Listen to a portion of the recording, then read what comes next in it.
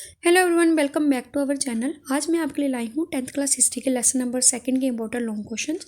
Question number first हमारा कि 3 तरह की मूवमेंट्स या फ्लो के बारे में बताइए जो इंटरनेशनल इकोनॉमिक एक्सचेंज में होती थी। ठीक है, तो फर्स्ट टाइप की जो फ्लो था वो था फ्लो ऑफ ट्रेड। ठीक है, अब क्या होता था 19th सेंचुरी में जो था flow of trade mainly refer किया गया था जो चीज़ों में आदान प्रदान होता था, जैसे कपड़े और बीट में। ठीक है, कपड़े और गेहूं में जो आदान प्रदान होता था उसको 19th सेंचुरी में मेनली कंसिडर किया जाता था फ्लो ऑफ ट्रेड। अब सेकंड था flow of labour. Flow of labour का मतलब क्या होता है? लेबर का मतलब होता है कि जैसे लोग नौकरी की तलाश में एक जगह से दूसरी जगह जाते हैं, तो जैसे ही लोग माइग्रेट होते हैं, जिन लोगों की माइग्रेशन होती है एम्प्लॉयमेंट की तलाश में एक जगह से दूसरी जगह, उसको हम बोलते हैं फ्लो ऑफ लेबर। तीसरी तरह का होता है फ्लो ऑफ कैपिटल, पूंजी का प्रवाह, पैसे का प्रवाह।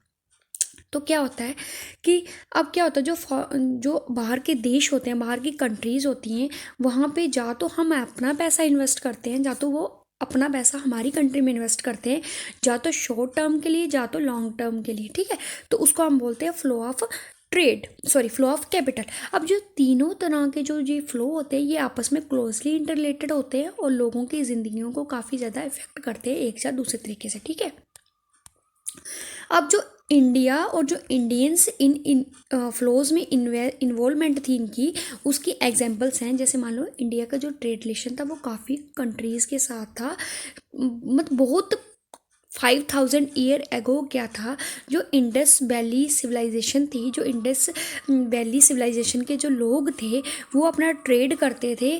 काफ़ी जो प्रॉस्पर रीजन्स होते थे, जो काफ़ी संपन्न क्षेत्र होते थे, उनके साथ ये हम हमेशा अपना व्यापार करते थे। जैसे मेसोपोटामिया, इसके साथ इंडस वैली सिविलाइजेशन के जो लोग थे उनका क्या था?